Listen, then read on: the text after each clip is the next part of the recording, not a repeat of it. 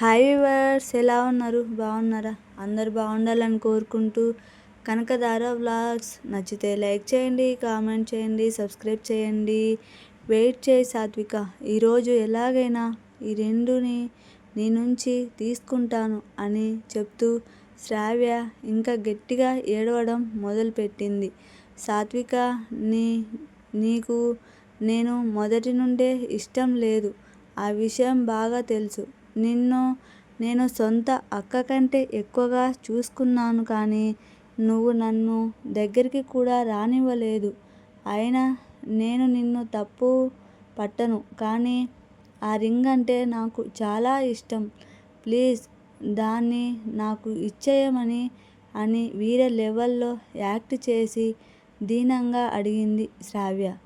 Acting చూస్తూ నువ్వు సీరియల్స్లో నటించలేదు, కానీ చూస్తుంటే హైయెస్ట్ టీఆర్పీ షో నీకే వచ్చేసేది అని సాత్విక మనసులో అనుకుంది.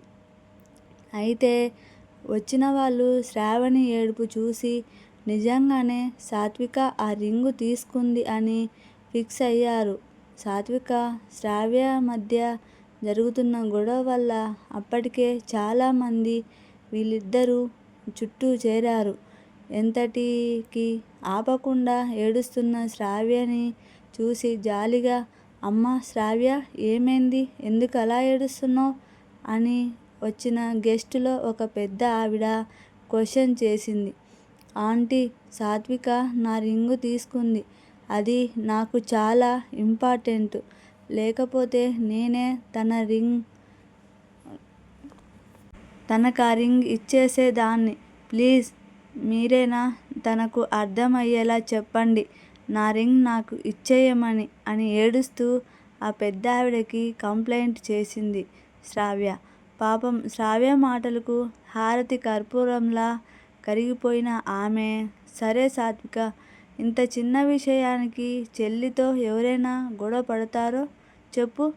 అయినా ఆ రింగు తనకి అంత విలువైందని చెబుతున్నప్పుడు దాన్ని ఇచ్చేయొచ్చు కదా అని సాత్వికతో, శ్రావ్య, నువ్వు ఎంత ఓవరాక్షన్ చేసినా ఈరోజు ఈ రింగు నీ చేతికి ఇవ్వను అని మనసులో అనుకున్న సాత్విక, ఆంటీ, ఈ రింగు నాది, తనకెందుకు ఇవ్వాలి అని ఖచ్చితంగా చెప్పింది. ఇంతలో మల్లేశ్వరి ఫ్రెండ్ ఎంటర్ అయ్యి, సాత్విక, అంత చిన్న విషయానికి శ్రావణ్ని ఎందుకు అంతలా ఏడిపిస్తున్నావు? అయినా ఈరోజు మీ అమ్మానాన్నల యానివర్సరీ, కనీసం ఆ విషయాన్ని అయినా దృష్టిలో పెట్టుకొని కొంచెం మంచిగా ప్రవర్తించొచ్చు కదా సాత్వికని తిడుతూ ఉంది. పరిస్థితులు తనకి ఫేవర్గా ఉన్నాయని గ్రహించిన శ్రావ్య, ఆంటీ, ఈరోజు మమ్మీ డాడీ యానివర్సరీ, అందుకే నేను సాత్వికతో గొడవ పెట్టుకొని వాళ్ళ మూడ్ స్పాయిల్ చేయాలని అనుకోవడం లేదు. వచ్చినప్పుడు నుంచి తను నన్ను నోటికొచ్చినట్టు మాట్లాడుతున్నా, నేను అందుకే సైలెంట్గా ఉన్నాను అని బాగా గట్టిగా ఏడుస్తూ అందరి అటెన్షన్ తన వైపు తిప్పుకుంది శ్రావ్య. అదే టైంలో సరిగ్గా ఒక వ్యక్తి హాల్లోకి ఎంటర్ అయ్యాడు. అతను రావడంతోనే ఒక్కసారిగా హాల్లో నిశ్శబ్దం చోటు చేసుకుంది. ఫంక్షన్ హాల్లో కూర్చున్న అందరూ లేచి నిలబడి అటెన్షన్తో అతని వైపు చూస్తున్నారు. అతను ఎవరో కాదు, అమరేంద్ర వర్మ. అతను ఎక్కడికి వెళ్ళినా అంతే. అతను నిలబడితే ఎవరు కూర్చోకూడదు, అతను కూర్చున్నా అతనితో సమానంగా ఎవరు కూర్చోకూడదు. అందుకే అమరేంద్ర వస్తున్నాడు అంటే చాలు ఎవరైనా లేచి నిల్చోవాల్సిందే. అతిథులందరూ నిల్చోవడం చూసి ఆశ్చర్యపోయిన సాత్విక వాళ్ళు చూస్తున్న వైపు తిరిగింది. 6 అడుగుల ఎత్తులో బ్లాక్ గూగుల్స్తో మెరూన్ సూట్ వేసుకొని గన్మెన్ల మధ్య టీవీగా నిలబడిన ఆ వ్యక్తిని చూసి సాత్వికకి నెత్తిమీద పిడుగు పడినట్టు అయింది. ఈ హిట్లర్ ఇక్కడికి వచ్చాడేంటి అని కళ్ళు అప్పగించి అతని వైపే చూస్తూ ఉంది. అమరేంద్రని తీసుకొని లోపలికి వచ్చిన కృష్ణమూర్తి అక్కడ జరుగుతున్న గొడవ చూసి ఇక్కడ ఏం జరుగుతుంది అని కోపంగా అన్నాడు. సాత్విక అమరేంద్రని చూసి మా పెళ్ళి విషయం ఎవరికి తెలియకూడదు అని చెప్పాను కదా, ఇతను ఎందుకు ఇక్కడికి వచ్చాడు అని ఇప్పుడు అందరి ముందు మా పెళ్ళి బయట పెడితే ఇప్పుడేమన్నా ఉందా దేవుడా అని ఆందోళనగా పడింది సాత్విక. మరోపక్క అమరేంద్రవర్మ లాంటి బిగ్ షాట్ తమ ఇంటికి రావడంతో సంతోషం పట్టలేకుండా ఉన్న మల్లేశ్వరి ఎలాగైనా అమరేంద్రని ఇంప్రెస్ చేయాలని చూస్తుంది. అయితే అక్కడ పరిస్థితితో తనకు ఎలాంటి సంబంధం లేనట్టు చుట్టూ ఉన్న వాళ్ళని పట్టించుకోకుండా నేరుగా తండ్రి దగ్గరికి వెళ్ళి గట్టిగా ఏడుస్తూ రింగు గురించి చెప్తూ మళ్ళీ డ్రామా మొదలు పెట్టింది శ్రావ్య. ఆమె మాటలకు పూర్తిగా నమ్మి కృష్ణమూర్తికి సాత్విక మీద పట్టరాని కోపం వచ్చింది. పైగా సాత్విక తన తల్లి చీర కట్టుకొని రావడం కూడా కృష్ణమూర్తికి నచ్చలేదు. తను కావాలనే గెస్టులా అందరి ముందు సీన్ క్రియేట్ చేసి పరువు తీయాలని ప్రయత్నిస్తుందని తను అనుకున్నాడు. అమరేంద్రవర్మ లాంటి పెద్ద మనిషి పార్టీకి వచ్చినప్పుడు ఎలాంటి సిల్లీ యూసెస్ తో ఫ్యామిలీ పరువు తీస్తున్నందుకు సాత్వికపై అతనికి ఆ క్షణం విపరీతమైన కోపం వచ్చింది. సాత్విక వైపు కోపంగా చూసి ఏదో మాట్లాడడాన్ని నోరు తెరవబోయి పక్కనే ఉన్న అమరేంద్రని చూసి ఆగిపోయాడు.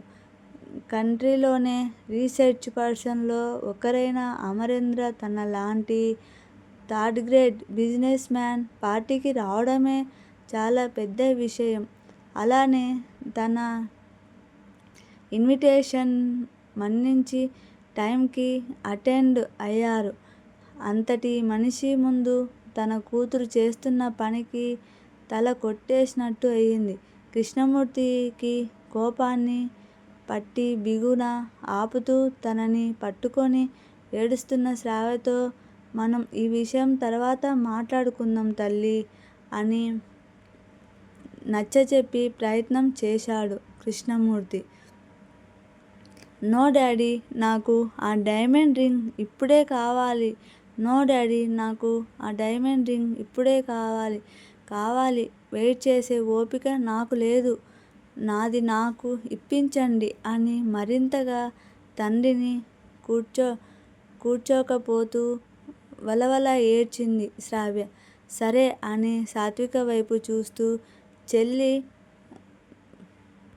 వస్తువేదో నీ దగ్గర ఉందంటగా, ఇచ్చేయ్ తల్లీ, అనవసరంగా ఏడిపించకు, పద్ధతిగా ఉండదు కళ్ళల్లో కోపాన్ని పలికిస్తూ నార్మల్ వాయిస్లో చెప్పాడు కృష్ణమూర్తి.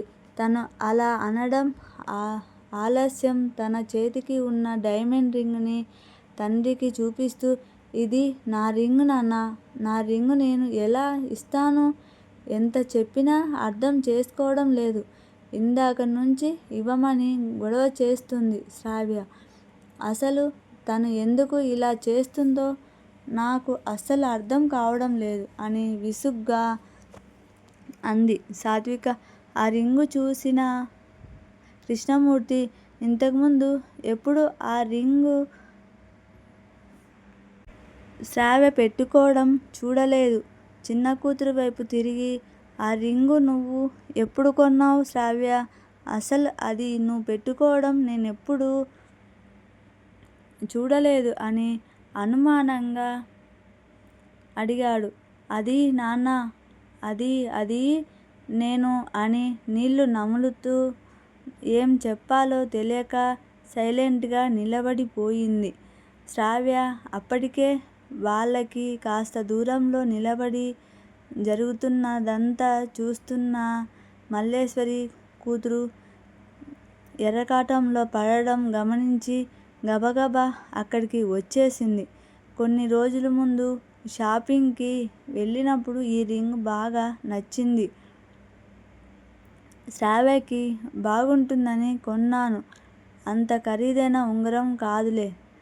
అక్కకి బాగా నచ్చింది కదా, వదిలేయమ్మా, నీకు ఇంకొకటి కొంటానులే అని కూతురికి సర్ది చెబుతున్నట్టుగా మరింతగా జీవించింది మల్లేశ్వరి. శ్రావ్య ఆ రింగుని తీసుకోగలుగుతుందా? రేపటి భాగంలో మళ్ళీ కలుద్దాం. ప్లీజ్ సబ్స్క్రైబ్ అండి, లైక్ అండి, కామెంట్ అండి.